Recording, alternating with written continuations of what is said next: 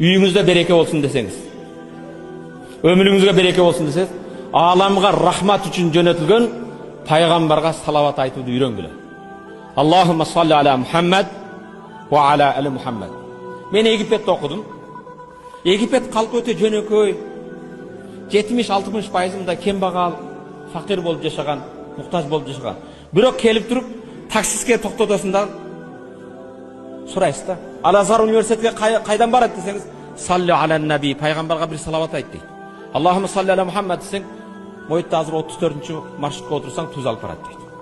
Біреуге келіп, мұсылман бір туған саат қанша десең, салли аля наби, пайғамбарға бір салават айттым дейді. Аллахумма салли аля Мухаммад десең, 2-ге 10 минут қалды дейді.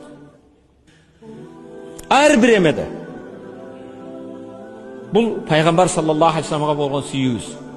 Ва ма арсалнака илля рахматан лил аламин. Ey Muhammad, seni аламға рахмат үшін жөнөтүлдүк дейді. Бирок биз рахмат үшін келген пайғамбар жөнүндө эч маалыматыбыз жок.